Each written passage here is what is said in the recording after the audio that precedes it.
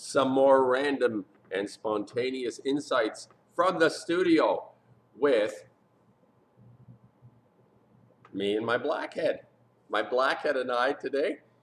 Thank you, blackhead, for inspirational insights. And I want to talk about the hide and seek reality, our hide and seek reality. And the idea of credibility and subterfuge, which is something that seems to have captured the imagination. Subterfuge or credibility. What is it? We are addicted to YouTube and internet information. I think the mainstream information is basically a kind of placebo. It's a pretense that life is still going on as we'd like it to be. The idea of newspapers that report and magazines and television stations and news, everything that has to do with how things used to be. I have to tell you, my insight says things are not what they used to be because we are now being flooded with enormous amounts of radioactive materials out of all the nuclear plants, especially the one in Japan called Fukushima, and all the other, by the way. Fukushima has 52 nuclear plants that are all leaking after their catastrophic exposure to a big wave. The Hokusai wave blew over them. Anyway, my thoughts today are about the hide and seek reality and the main news stories. They're always leading stories. It seems to be these days, well, of course, Fukushima is totally on the non-existent burner. There is not even a back burner. It doesn't exist in the news. The biggest event that has occurred in the history of humankind on Earth, to all life, that matters to all life, is the explosion of a nuclear plant and its reactors that have gone missing, and the fuel pools, all the radioactive materials, thousands of tons of this material now in the environment. It's disseminated, it's there. When you have this chain reaction, this is something proven. This is not a hide and seek reality. This is a fact.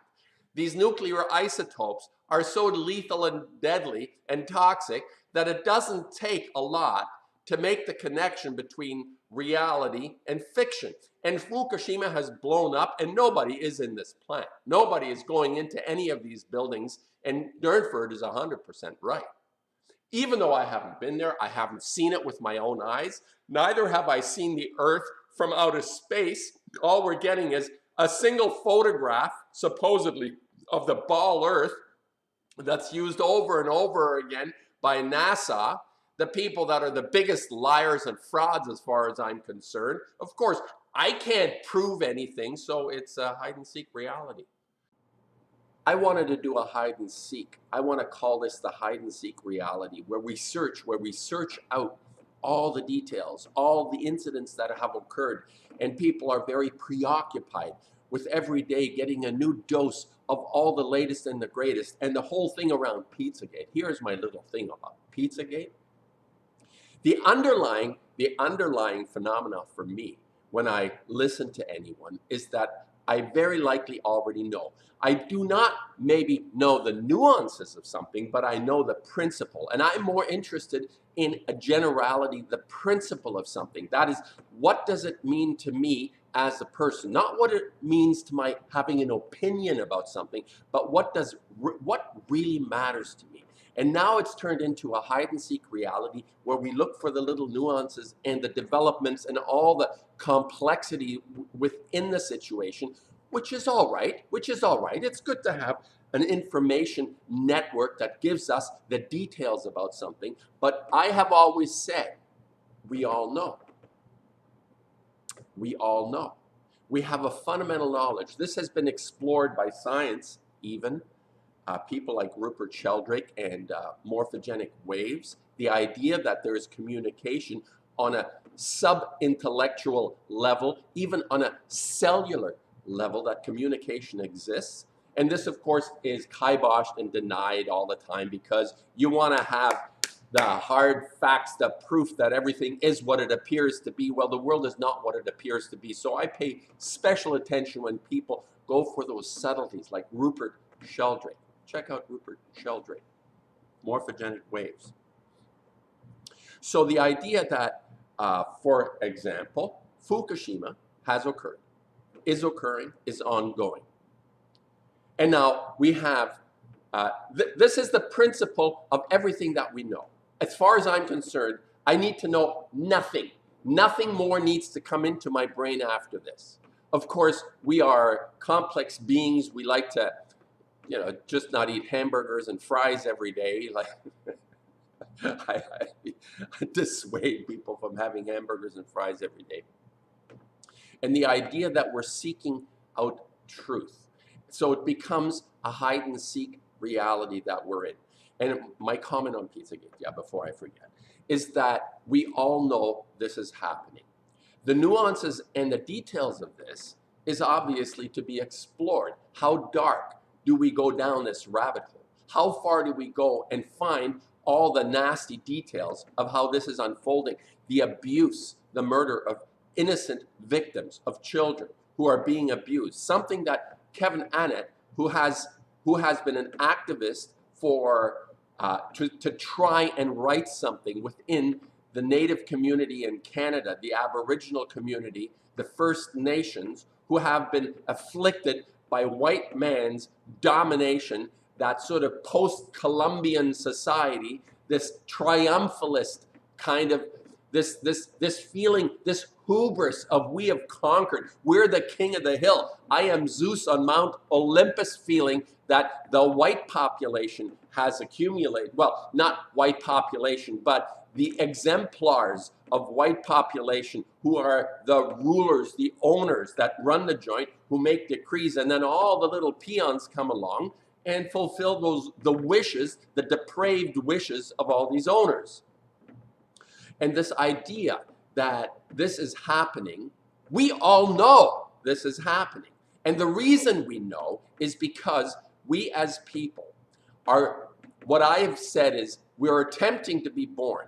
And what does it mean to be born? How are we born? What does that idea, not reborn like those fundamentalist types want to, raise their arms to the omnipotent being and, take me up, Scotty. No, none of that bullshit. The being born part is living up to our highest potential, what might be even considered to be our calling.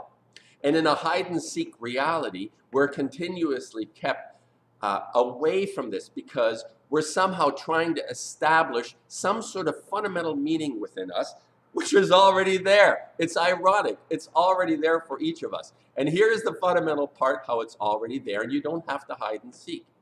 It's what I've always said, that if we act our conscience and we contribute to a world that is now, we're in the fight for our lives with all the tragedies and the struggles that we have, the challenges that we face, and we're continuously trying to look for nuances and details, and the most important detail is to come to terms with our inner battle, the thing that is within us. It's not external, and trying to find all the subtleties that exist out there that make our life richer. No, the rich part in us, I'm convinced of this, the rich part. And I'm not going to get into the idea of the brilliance and the complexity of the external world. This is beautiful. It's inspirational. But the rich part of experience is an inner reality. It's not an external reality. And to be continuously looking for the reason and the meaning of life out there is missing the point. It's missing the point. Hide and seek reality. And we all know children are abused. They disappear. 2 million people, 2 million children disappear every year in the US alone. 800 are never seen again. And I think these are actually numbers that are fudged. They're not real. Now imagine globally, if 2 million are missing just in the US alone, imagine what happens globally. This is a catastrophe beyond imagination. And we all know, we all know, we all know. So trying to determine the nuances of this inner knowledge is more sugar on a sweet experience, or more salt on a sour experience is probably better. But even too much sugar makes you sick.